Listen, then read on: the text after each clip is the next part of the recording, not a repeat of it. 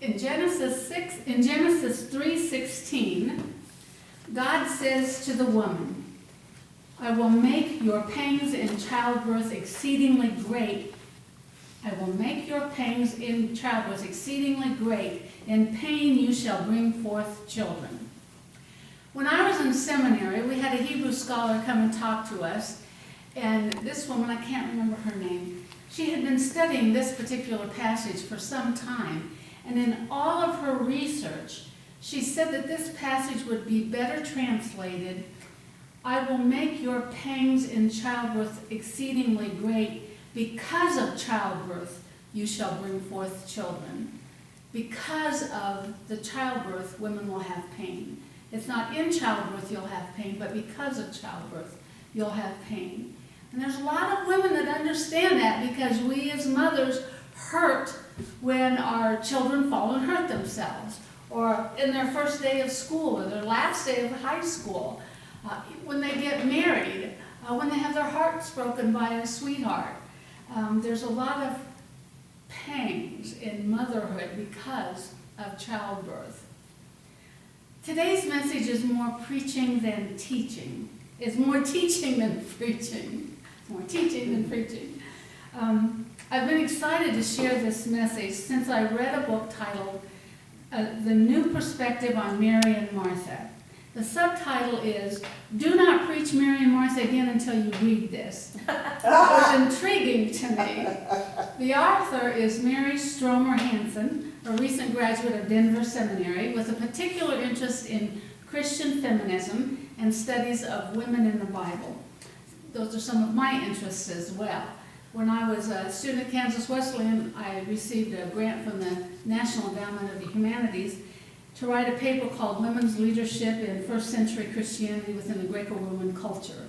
So I did a lot of study on women's presence and experience in the first century.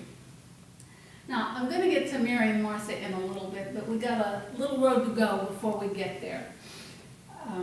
I'm a visual learner, and I have had the passages I'm going to refer to put on the insert if, again, you like to read along. I'm a visual learner, and it helps me to see as well as to hear things. I used to sit in the third row back in church. Nobody sat in front of me because I told the pastors I wanted to sit close so I could see their eyes to make sure they weren't lying to me. And on occasion I'd pull out the Bible and read along with them as I read the scriptures. And I know I made the associate pastor nervous one time because I brought my Greek New Testament when I was in Greek class to read along because I was just curious what it looked like while he was preaching it. So I've provided the passages for you if you're interested. The next one I want to talk about is, well, first of all, with that first passage in Genesis, it's important to understand the language because sometimes things get lost in translation. With translators, sometimes they have to do interpretation as well. So I think that because of childbirth is a big thing. I will make your pangs because of childbirth exceedingly great, not in childbirth.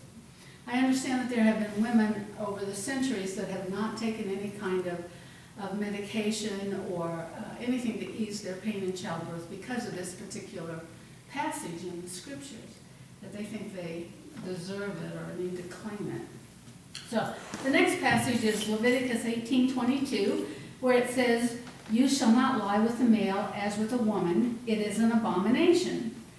Now this passage is found within the Holiness Code. This is a group of passages in Exodus and Leviticus that are used to keep the Hebrews pure or different from the tribes around them. We use the word holy. It's to set them apart from the people around them, especially the Canaanite people. The word abomination would be better translated idolatry. For a man to lie with a man as with a woman, it's idolatry. This means that the men are not to worship another god. The Canaanite religion was a fertility religion, meaning that they acted out in the temple what they wanted God to do for the land. They would go to the temples, and there would be temple prostitutes, men and women both, that were present in the temples. The men would often self-castrate, and they would dress like women, and they'd shave their legs to be more like the women. And the men would have relations with the male prostitutes to act out the fertilization of the land, what they wanted God to do with the land. And the holiness code is to keep the Hebrews from being like the tribes around them. So that's what this is about. This is about idolatry, about not worshiping another God. Again, it's important to know the meaning of the words as we read them in scriptures, and also the cultural background is helpful. Now, I've shared before the next passage, Matthew 5:38 and 39. It says, "You have heard that it was said, an eye for an eye and a tooth for a tooth. But I say to you, do not resist an evildoer. But if anyone strikes you on the right cheek, turn the other also." If you remember, the left hand in Jesus' day and age, this is Jesus speaking, the left hand was the private hand to do private things, and the right hand was the public hand where you would shake hands, greet people with it. But also, if I struck, heaven forbid, if I struck one of you on the right cheek with my right hand, I would have to strike you with the back of my hand. Jesus says, put out the other cheek, and that means I'd have to come back and hit you with the flat of my hand. To strike somebody with the back of your hand was a superior action over an inferior. To hit somebody with the flat of your hand was equal to equal. So Jesus is not saying just stick out your cheek and get hit again, but to put out your cheek and show that you're their equal. Dare them to strike you on the left cheek with their right hand and show that you're an equal.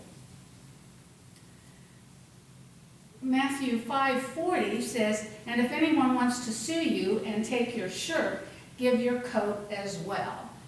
What this means is that if somebody sued me, and they sued me for my shirt, I was to give them my shirt and also my coat, and I would stand naked. Of course, I'd be a man, not a woman, because women wouldn't be sued in court. But it would be to stand naked in front of the court. And it's the other person, the suer, that would be embarrassed in that culture, in that day and age, for taking so much from the one being sued.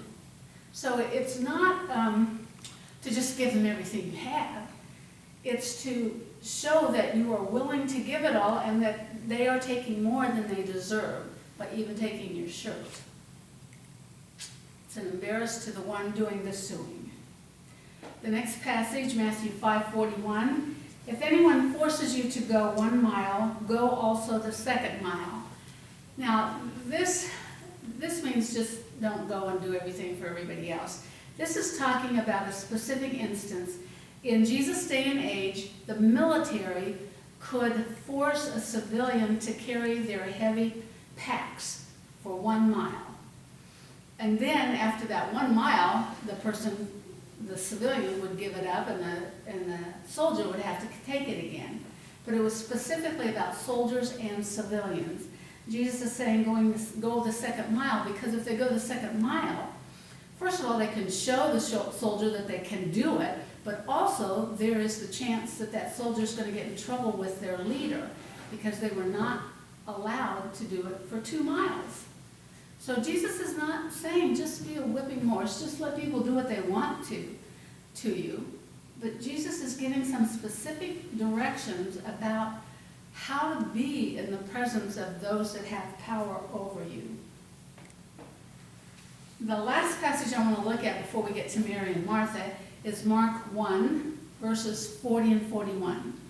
It says, "A man with a skin disease came to him begging him, and kneeling, he said to Jesus, 'If you're willing, you can make me clean.'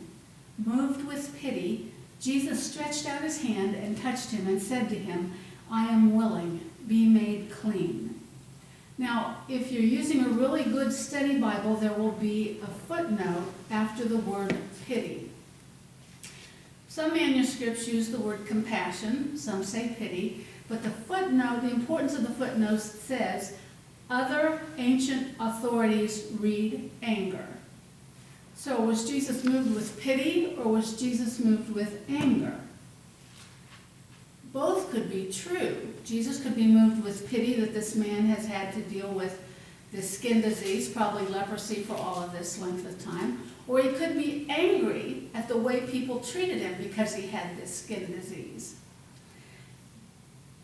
In ancient Greek, the word pity and anger are one letter apart. Like here, H-E-R-E, and here, H-E-A-R in our language. And scribes handwrote the manuscripts, made copies of it by hand, and sometimes they made errors. I will admit that I shared this with the Presbyterian Church last week, and I had to do it all in longhand, because my printer broke down, and I made mistakes. I left off E's, I used the wrong words at places. This is what scribes did. Sometimes they made mistakes. So somewhere along the way, a scribe may have changed pity to anger or anger to pity. We don't know for sure. But the translator had to make a decision. Which fit Jesus' personality better, that he would be moved by pity or moved by anger? And the choice was pity. That's why that footnote is so important. So it's important to read our footnotes when we're studying the Bible. We can read the Bible devotionally and get a lot from it, but to study it and to go in depth, we need to do more than just read it in English. Let me see. The books were originally written in Hebrew, Greek, and some Aramaic, and content can be lost when translating from one language to another. Also, interpretations, decisions were made when translating. It's also important, as I said, to know the cultural aspects. And I think I might have shared this before, but in Hebrew and Greek, they didn't have punctuation like we know it. So, do you know what this says? God is now here, or God is nowhere. Yes. So interpretations had to be made. Where do we put the spaces? Where do we put the punctuation and all of that? So those are important things to be aware of. If we read the New International Version and compare it to the New Revised Standard, punctuation is going to be in different places. So it's important often to read more than one translation too. Translators made interpretations as well. So that takes us to the Mary and Martha story found in Luke.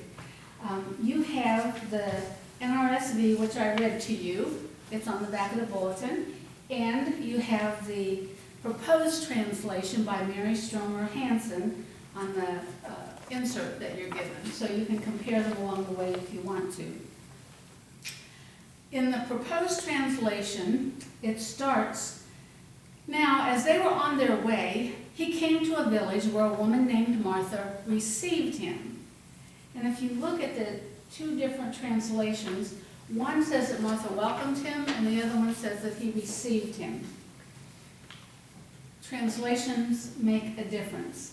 Welcoming somebody would be like welcoming somebody into your home. But to receive Jesus means that she was accepting his teaching and the mission on her life. That word receive, that's what it means when it's used in the Bible.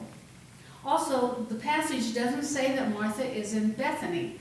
If we consider the passages before and after this one, we can understand that Jesus and his disciples were not near Bethany.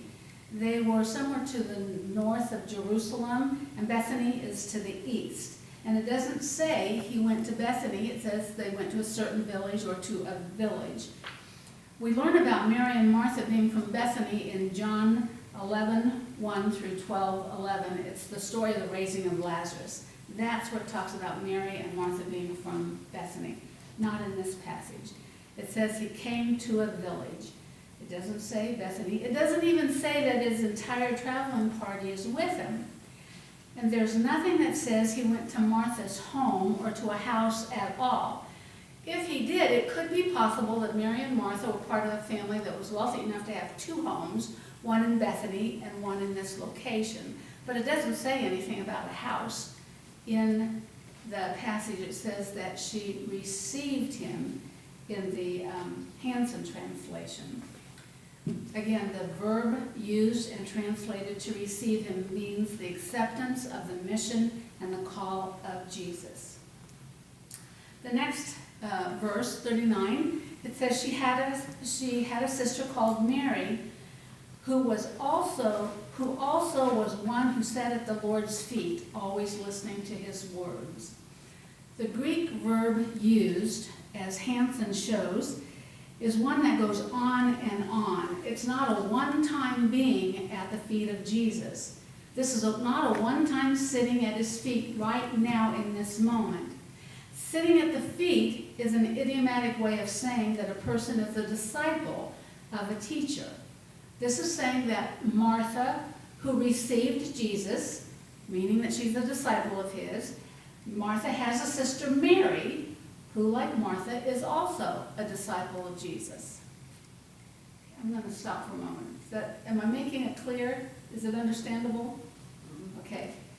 One cannot assume that from verse 39 that Martha is the studious one, that Mary is the studious one, and Martha is the practical one. Instead, we can understand that both women are disciples of Jesus.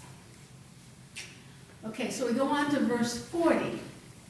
But Martha, the Hansen translation says, but Martha was constantly torn apart concerning much ministry. She suddenly approached him and said, Lord, do you not care that my sister regularly leaves me to minister alone? Tell her, therefore, that she may give me a hand. Well, first of all, we know that female disciples traveled with Jesus, like Lydia. This sounds like there were also female disciples who did ministry or service from the home, for whatever reason. Perhaps they were married or they had elderly parents or children and couldn't leave the home. These women stayed at home and received Jesus there. The verbs used in Greek are very different than verbs used in English. We have past, present, and future tense, and Greek has ongoing verbs. It's not just in the moment. And the verb used for Martha and the task that she was doing was she was constantly, this was constantly happening to her, and she was being torn apart concerning such ministry. And the Greek word used is diakonia, which means ministry. So it's saying that Martha is doing a ministry. Martha is serving. Martha is doing work for the Lord. It's not saying that she's in the kitchen making a meal. And it doesn't say that there's a whole bunch of men there for her to make a meal for. A deeper meaning of Martha saying her sister left her seems to be that Mary left town, not just entered another room. The imperfect Greek verb used indicates that this leaving is a regular occurrence as well. It's not just that Mary went into another room, but she's constantly leaving home to do her ministry, her diakonia. The language used to describe Martha's worry more appropriately describes a literal desertion, rather than simply sitting in the next room. The NRSV says that Martha was distracted by her many tasks. Hansen says she was consistently torn apart concerning much ministry. The Greek uses the word diakonia, meaning the act of ministry. Martha was doing her own ministry, and for some reason she's obliged to stay in the village to do her diakonia, her ministry, or her service. And we don't know exactly what this ministry is, yet we know that it's causing her some concern, some stress. And it's important to note that Martha brought up the problem, not Jesus. First of all, it's possible to understand that Jesus might just know where Mary is, since Martha's asking for his help. Can't you tell my sister to help me? It's like, you know where she is. You go tell her to come back home. And second, we can see that Martha seems to be asking Jesus to have Mary come home to help with some kind of ministry which feels overwhelming to her. Again, remember that there's nothing about a kitchen or the preparation of a meal in this passage. 41 says, "But the Lord answered her, saying, Martha, Martha, you are anxious and agitated about much." Jesus, as usual, does not respond to Martha's question directly. He does this throughout the Gospels. Jesus does acknowledge Martha's distress by affirming her feelings. Now, some people read this passage as a scolding or a reprimanding of Martha. "Martha, Martha, you are anxious and agitated about nothing." But I hear him saying, "Martha, Martha, you are anxious and agitated about much." It's a caring response. We put that scolding in our heads. We could put the kind response that I did in our heads too. But that's more like Jesus than the scolding Jesus. That's my interpretation of it. Perhaps Jesus knows Martha better than Martha knows herself, and he intervenes to calm her here. Her real problem wasn't that Mary left her all alone. The real problem was her worry. Jesus could see that Martha was pulled in many directions, perhaps by whatever obligations and concerns she had as a leader in her early Christian community, or she may have had a heavy family obligation, and Mary just isn't available to help her. We go on to 42. "But only one thing is needed, for Mary has chosen good, and it will not be taken away from her." In the NRSV, it states that Mary has chosen the better part, while this translation says Mary has chosen good. The new translation takes away any competition between the sisters. One is not better than the other. Mary simply chose good. Jesus seems not to be concerned about Martha's diakonia, her work or her ministry, but instead he comments on her being worried and upset, and he reassures Martha that Mary's choice is good. Again, can we see this as something other than a scolding by Jesus? I love the idea that Jesus might be reassuring Martha. He's not defending Mary against Martha. You know, Martha seems a lot less petty if we can see a larger picture than one sister complaining to Jesus to get her sister into the kitchen with her. So, the new perspective is that both women are disciples of Jesus, and both are doing their diakonia, or their service, their ministry. One is close to home, the other is out in the mission field. We can be pretty certain that Mary is not present because she has no speaking part in this. She's spoken of in the third person. Martha wants her back to help her with unspecified substantial responsibilities that give her much concern. And it seems possible that Jesus knows where Mary is, and it's in his power to convince her to come home. Also, a familiar theme is repeated in this passage, one that Jesus frequently teaches, that worry is never helpful. Mary Hansen, the book's author, believes that a theological agenda has been carried out through the traditional reading of this passage. Preconceptions of women's work and women's natures have certainly shaped the lessons taught from Luke 10:38 through 42, to the discouragement of women. Mary and Martha have new lessons to teach us. It's no longer about getting priorities right and the danger of getting caught up in superfluous housework. Suddenly, the old familiar Martha and Mary story has a whole new look to it, and a new lesson for both women and men. Because I know that men get caught up in what's been known as the Martha syndrome in the past. Remember, there is no kitchen, there is no group of men she's cooking for, there is no meal preparation going on as we read the translation in either form. There's really nothing that says she's in the kitchen cooking. I have one more story about preconceptions from my own research. In the 1950s, archaeologists, who were basically male at the time, looked at synagogue footings in the Gaza Strip. And in the footings of this building, they could see that there were steps at the door. They believed that these were steps that went up to the women's balcony, and the women worshiped from above and the men down on the main floor. In the 1970s, with the inclusion of more women archaeologists, they looked at the same evidence, and they realized that the steps were the top of steps that came from a highway down below. People would walk on the highway and they would come up these steps to the synagogue. And there was no other evidence in these footings that it was a two-story building.